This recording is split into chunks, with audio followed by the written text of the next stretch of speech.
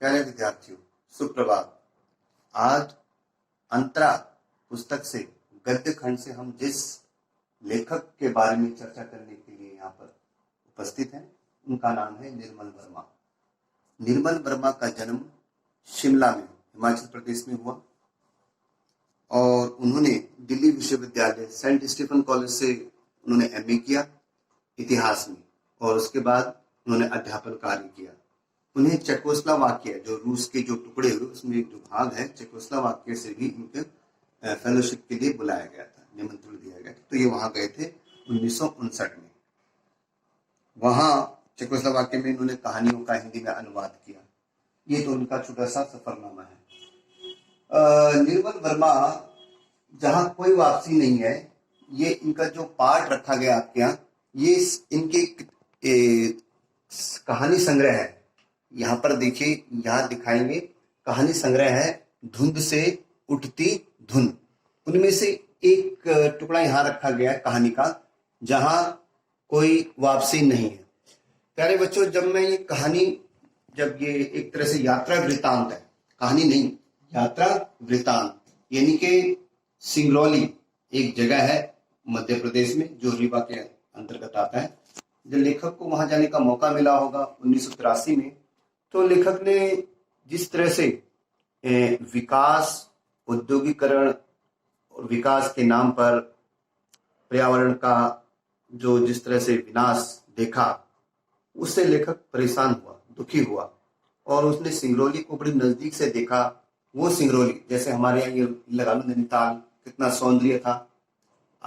अगर आप किसी पुरानी फिल्म में वो नैनीताल का दृश्य देखेंगे तो कितना शाश्वत, कितना रमणीय और नजर आता है। लेकिन आज का नैनीताल काफी बदल चुका है। सड़कें हैं, यानी कि वहां पर सभ्यता और विकास के नाम पर, औद्योगिकरण के नाम पर जैसे सड़कें बनी हैं, तो उतना उसका तापमान भी बढ़ा है। तो यही बात हम सिंगरौली के ऊपर कहेंगे कि निर्मल वर्मा ने उस यात्रा वृत्तांत में, जहां उन्होंने जब देखा कि एक अच्छा खासा प्राकृतिक सौंदर्य किस तरह से नेताओं ने अपनी नासमझी के कारण उसको तबाह कर दिया। ध्यान रखने वाली बात यह है कि सिंगरौली प्राकृतिक संपदा के लिए बहुत प्रसिद्ध है और कच्ची चीज के लिए, कच्चे माल के लिए भी बहुत प्रसिद्ध है। और इस तरह से वहां औद्योगिकरण के नाम पर, यानी विकास के नाम पर, जिस तरह से हमारे आजादी के बाद नेताओं ने पश्चिमी मॉडल पर, यानी पश्चिमी मॉडल का मतलब पश्चिम की देखा देखी, जिस तरह से वही मॉडल, वही नमूना उन्होंने जो भारत में अपनाया, वो भारत के लिए सही नहीं था। उसके कई बुरे परिणाम निकले। अभी हाल ही के दिनों में जब ट्रम्प महोदय भारत आए थे, तो किस तरह से विकास के नाम पर उस समय हजारों पेड़ों को काट दिया गया था और किसी ने उस पर कोई प्रश्न नहीं उठाया था। हालांकि जो पर्यावरण संबंधी विद हैं, उन्होंने इस पर आपत्ति जताई थी, लेकिन सत्ताधारियों के आगे किसकी चलती है। तो यही बात यहाँ पर सिंगरौली के नाम पर, आप इस पाठ को पढ़ोगे तो मुझे भी वास्तव में दुख होता है कि इतना सौंदर्य से परिपूर्ण, संसाधनों से परिपूर्ण, जहां लोग उसके सौंदर्य से, उसके आगोश में खींचे चले आते थे सेनानी, आज वो बिल्कुल तहस नहस हो गया इस औद्योगिक विकास के नाम पर। सिर्फ तो कहने का मतलब यह है, इसका सार तत्व यह है कि जब जब हम भारत के विकास का मॉडल अपनी वातावरण, अपनी भूमि, अपने भूखंड के हिसाब से नहीं बनाएंगे, तब तक उसके दुष्परिणाम होंगे। और ये हमने देखा सिंगरौली की चैप्टर में, जो 1983 में, यहाँ पर जैसे ये किताब है, इसमें लिखा हुआ है सिंगरौली 1983। ये किताब मैंने पूरी पढ़ी है। ये सुंदर सा चित्र है इसमें और किस तरह से ये सौंदर्य यहाँ पर, यहाँ के लोग रोपण करते नजर आती हैं, जो उस समय का प्राकृतिक चित्रण खींचा हुआ है गांव का। यानी कि विकास से पहले, जब तक वहां कोई प्रोजेक्ट नहीं हुआ था, उससे पहले लेखक ने जो सौंदर्य और जो वहां के लोगों का साथ, प्रकृति के साथ जो तालमेल की कहानी करती है, और जिस तरह से हमारे सत्ताधारी लोगों ने इसको विकास के नाम पर, औद्योगिकरण के नाम पर इसका तहस नहस कर दिया, वो बड़ा दुख होता है। अगर आप प्रकृति प्रेमी हैं, ध्यान रखना, जमीन से हम हैं। अगर जमीन है, कहने का मतलब है अगर वन है, ठीक है ना, प्राकृतिक सौंदर्य है, तो मनुष्य का जीवन बचा हुआ है। अगर वो नहीं रहेगा, धीरे धीरे नष्ट होगा, तो एक दिन मनुष्य भी नष्ट हो जाएगा। ये इसकी पंचिंग लाइन मैंने बोली है। लास्ट में जब आप पाठ पढ़ोगे तो आपको वास्तव में बड़ा दुख होगा कि क्या से क्या हो गया बेवफा इस विकास के नाम पर। अभी हम इस पूरी किताब को मैंने पढ़ने के बाद, इस पूरी किताब को पढ़ने के बाद जो मैंने पॉइंट यहाँ पर बनाए हैं, आप देख रहे हैं कि मैंने एक एक पेंसिल को इसमें बुझाकर और किस तरह से ये औद्योगिकी के नाम पर पेड़ काटे गए और जमीनें खड़ी कर गई। ये विदेशी मॉडल था, लेकिन भारत के लिए ये नहीं था। भारत शुरू से ही प्रकृति के साथ तादात्म्य करके चला है, यानी जीवन, वन और विकास ये साथ में होना चाहिए था, जो नहीं हुआ, मैं ये कहना चाह रहा हूं। अब हमने इस पूरे पाठ को जो अभी किताब में पढ़ा है, जो यहाँ पर सिंगरौली 1983 में जो यात्रा करी थी, उसके बारे में थोड़ी सी मैं बता दूं। आप इसको जरूर पढ़ना, क्योंकि ये आपका नैसर्गिक जीवन से जोड़ेगा, इस प्राकृतिक से जोड़ेगा। हमें पढ़ने वाला होना चाहिए, पाठक होना चाहिए एक अच्छा, ईमानदार। हम कौन है, क्या है, ये इंपॉर्टेंट नहीं है, लेकिन हम इस धरती पे जिंदा कैसे रहेंगे, इस प्रकृति व पर्यावरण अगर साफ सुथरा रहेगा तो हम जिंदा रहेंगे। अदरवाइज अगर पर्यावरण साफ स्वच्छ नहीं है तो हम भी एक दिन निस्ते नाबूद हो जाएंगे, यानी कि मर जाएंगे। तो आज हम लेखक की यात्रा के बारे में जो हमने, मुझे इस पाठ को पढ़कर बड़ा ही दिल को लगा है ये बात। आशा करता हूं कि आप इसको ध्यान से पढ़ेंगे। इसके पढ़ने में ही आप जब पॉइंट्स बनाओगे ना, तो आपको, अगर आप वास्तव में धरती से जुड़े पुत्र हैं, धरती पुत्र हैं, तो आपको बड़ा दुख होगा, जैसे कि निर्मल वर्मा को हुआ है, जो हिमाचल प्रदेश के हमारे निकटवर्ती जो राज्य है हिमाचल प्रदेश, वो भी हमारी तरह एक पहाड़ में रहने वाले लोग थे। शायद वो इसीलिए वो ज्यादा प्रकृति के नजदीक जुड़े हुए हैं।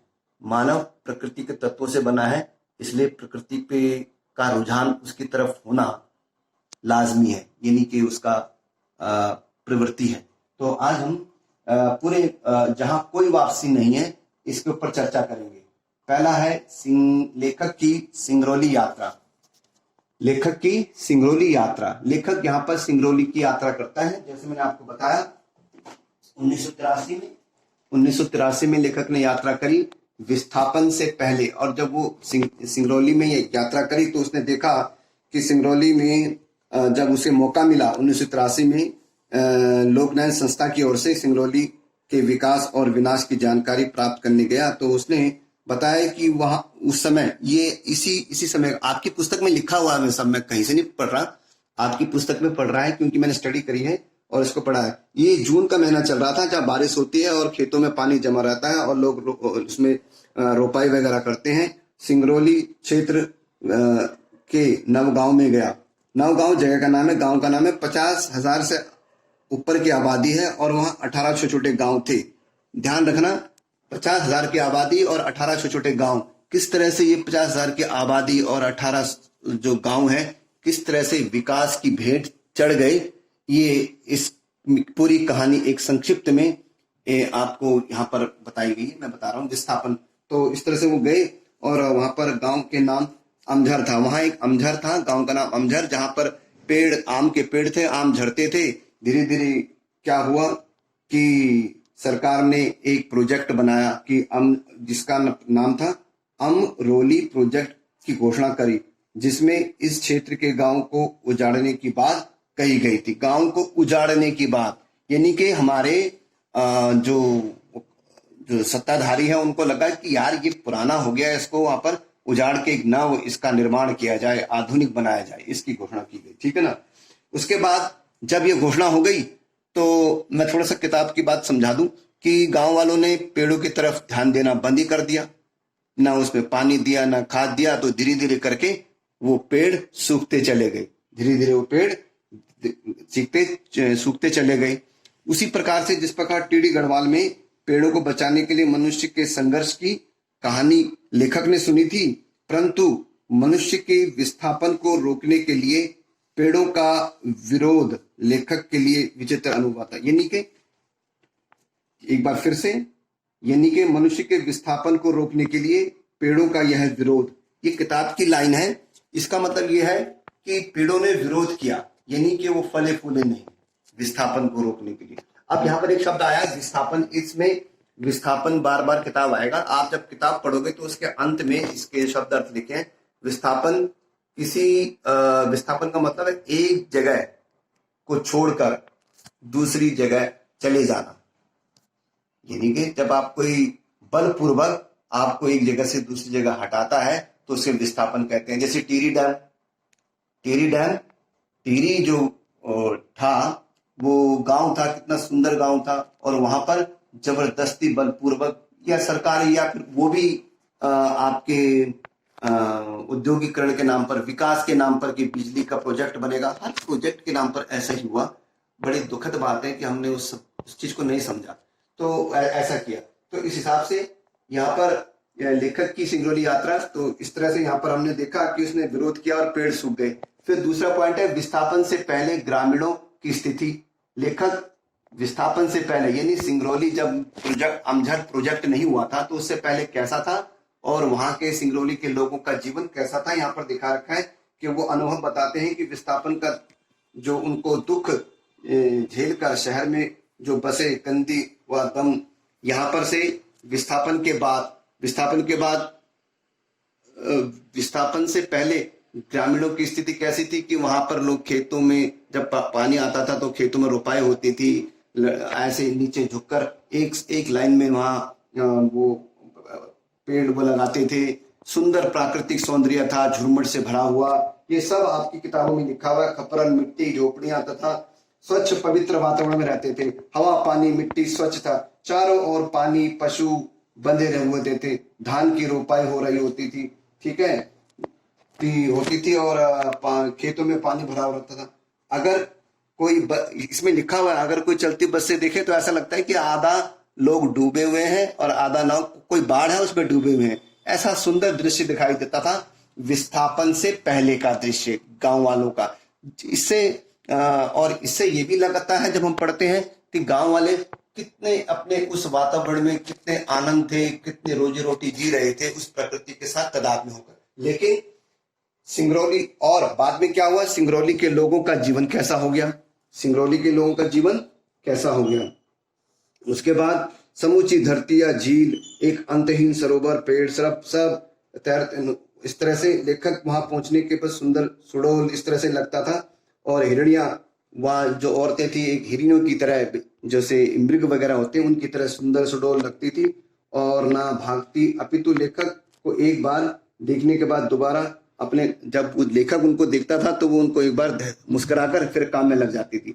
यह है सिंगरौली के लोगों का जीवन उस समय का। लेकिन विस्थापन के बाद क्या हुआ, विस्थापन के बाद ये हुआ जब वो अपने उस जगह से उड़ गए। जैसे आज गढ़वाल कुमाऊं का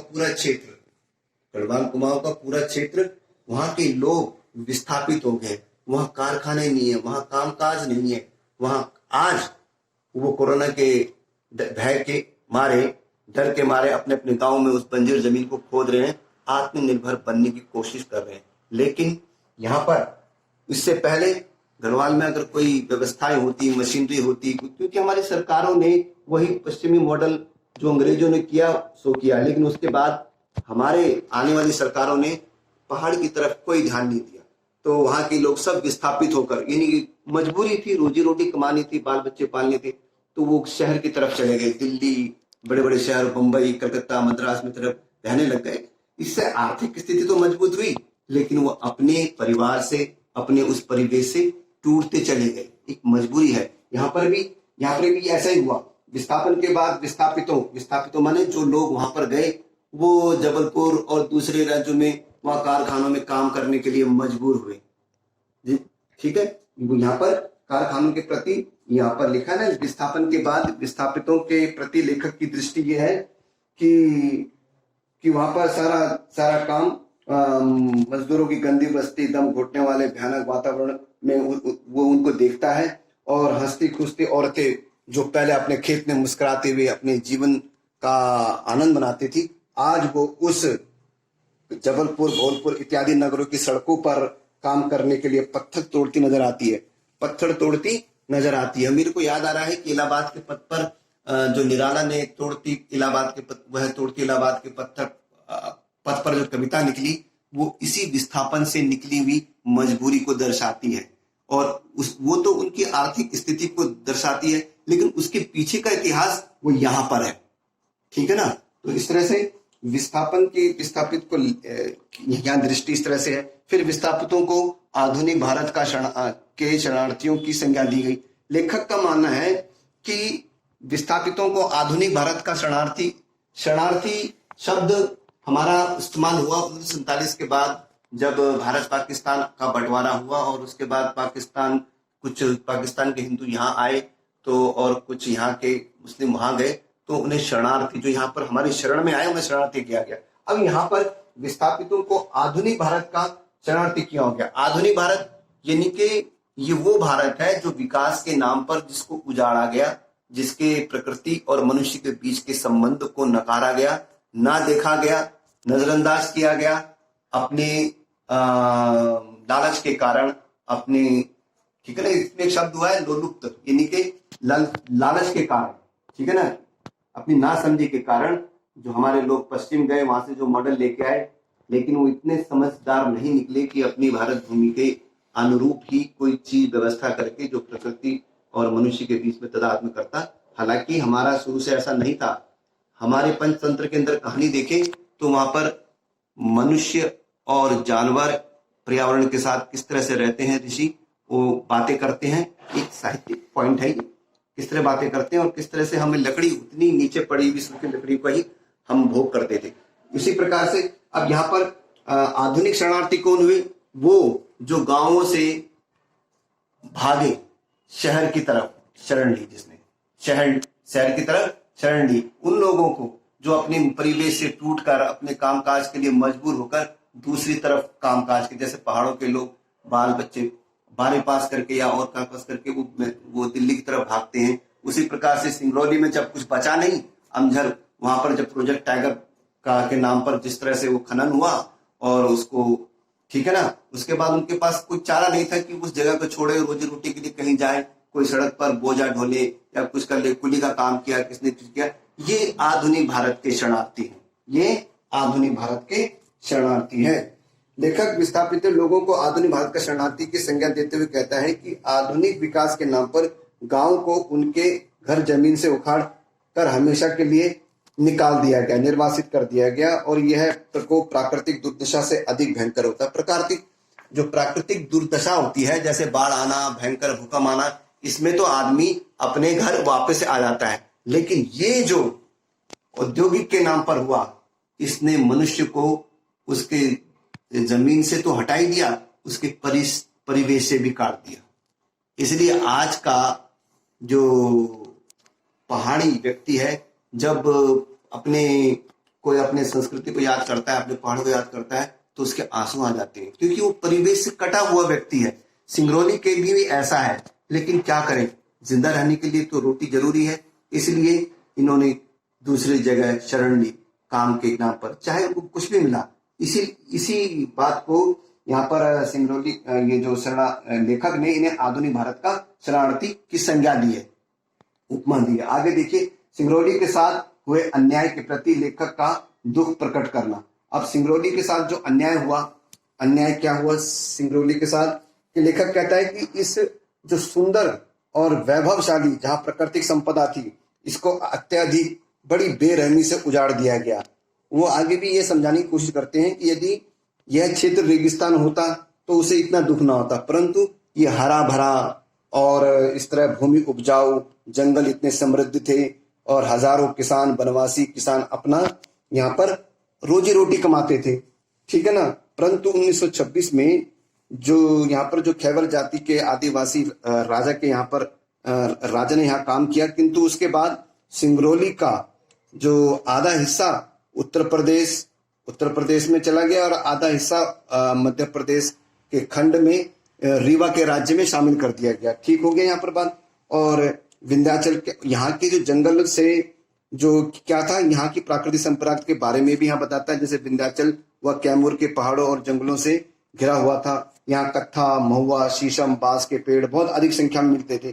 लेखक सिंगरौली नाम के पीछे की दंत कथा भी आपकी किताब में लिखी गई है। वो कहता है कि यहाँ पर श्रृंगारवली पर्वतमाला के नाम से इसका नाम पड़ा, ठीक है ना। और यहाँ के ऐसे, ठीक है, और फिर भी सिंगरौली अपने सौंदर्य के कारण, बैकुंठ और पहुंच की कठिनाई के कारण काला पानी भी कहलाता था। ऐसा सुंदर और समृद्धशाली क्षेत्र के उजड़ने के कारण लेखक को बड़ा दुख होता है। सिंगरौली के कारण यह ज्ञान होता है कि किसी समृद्धि क्षेत्र को किस प्रकार उजाड़ा जा सकता है, उसका एक उदाहरण सिंगरौली है। सिंगरौली की संपदा का अभिशाप। सिंगरौली की संपदा का अभिशाप यानी कि यहाँ पर, जैसे मैंने बताया कि यहाँ पर उसका, जैसे किसी की सुंदरता ही उसके लिए अभिशाप बन जाती है, वैसे यहाँ की सुंदरता, यहाँ के प्राकृतिक संसाधन इसके लिए अभिशाप बन गई, ठीक है ना। उद्योगपति और सत्ताधारी लोगों ने सिंगरौली की अपार खनिज संपदा को यहाँ देखते हुए यहाँ बांध बनाया और हजारों गांव उजाड़ दिए। इस योजना के अंतर्गत एक योजना थी, central coal field national super thermal power corporation का निर्माण हुआ। ये जो मैं जब नाम ले रहा हूं, ये आधुनिकीकरण के नाम पर जिस तरह से विस्थापित, जिस तरह से सिंगरौली का प्रोजेक्ट बना, उसने सिंगरौली को सुंदरता को तहस नहस कर दिया, ठीक है। सिंगरौली भी प्रकृति के मानचित्र पर अब एक लेखक ने इस बात को इस तरह से दिखाया है कि उन लोगों ने, किन लोगों ने, उद्योगपति और सत्ताधारियों ने इसको ऐसा प्रोजेक्ट किया, ऐसा बताया कि देखो हमने क्या सुंदर एक जगह का निर्माण करा है, यहाँ पहले कुछ नहीं था और राष्ट्रीय गौरव के रूप में उभर के सामने आया। वहां पर कई विद्युत ताप ग्रहों का निर्माण हुआ, क्योंकि वहां पर बांध बनाया गया तो उससे बिजली पैदा की गई। अब बिजली पैदा की तो उससे क्या क्या नुकसान होते हैं आप इसको समझ सकते हैं। जिस गांव में कभी कोई व्यक्ति प्रवेश नहीं कर पाता था, अब उसमें राजनेता, सरकारी अफसर, उनकी नजर, जिस तरह से कोई जानवर मर जाता है और गिद्ध लेने आते हैं, उसी तरह से इस सिंगरौली का राजनेताओं ने, ठीक है ना, सरकारी अफसरों ने इसका दोहन किया, इसको लूटा, इसकी अस्मत लूटी जिसे कह सकते हैं ना। इसका एक भयानक शब्द का इस्तेमाल किया जाए, इसके अस्मत के साथ खिलवाड़ किया और अच्छा सौंदर्य से भरपूर, खनिज संपदा से संपूर्ण जो सिंगरौली था किस तरह से बर्बाद हो गया। यहाँ पर उसकी एक संज्ञा देखने, यहाँ पर एक झलक देखने को मिलती है। यानी कि नेताओं की स्वार्थ लोलुपता के कारण पूरा संपूर्ण नष्ट हो गया। अब लेखक का क्या मत है कि आजादी के बाद हमने इस ब्रिटिश मॉडल को अपनाया। अगर हम अपने मॉडल को अपनाते, भारत की संस्कृति यूरोप से भिन्न थी, दोनों में अंतर था। भारत में यूरोप की तरह संग्रहालय की प्रथा नहीं थी। यहाँ तो रिश्ते एक अदृश्य लिपि में मौजूद थे, ठीक है ना, अदृश्य की तरह, यानी कि यहाँ पर आपस में मिले जुले थे। जो आदमी को उसकी धरती, जंगल, नदियों तथा उसके समूचे परिवेश से तोड़ते थे। तो इस तरह से हमने यहाँ देखा कि आजादी के बाद हमारे सत्ताधारी लोगों ने, ये यहाँ पर लेखक का मत है कि जिस तरह से अपनी देश जमीन को के अनुसार जो पॉलिसी जो अपनानी चाहिए थी, वो नहीं अपनाकर विदेशी मॉडल पर जो किया, उसका खतरा ये हुआ कि हमने अपने अच्छे सुंदर एरिये सब उजाड़ दिए, यानी नष्ट कर दिए। अब पश्चिमी सभ्यता की नकल का दुष्परिणाम यही हुआ जो मैंने अभी आपको बताया, ठीक है ना। अच्छा खासा ये जो हमारा जो सिंगरौली था वो नष्ट हो गया। सिंगरौली एक उदाहरण है, ऐसे कई भारत के कई राज्य हैं जो औद्योगिकरण की नाम पर भेड़ चढ़ गए अपनी सुंदरता को लेकर। तो इस तरह से हमने आज का ये जो संक्षिप्त एक जो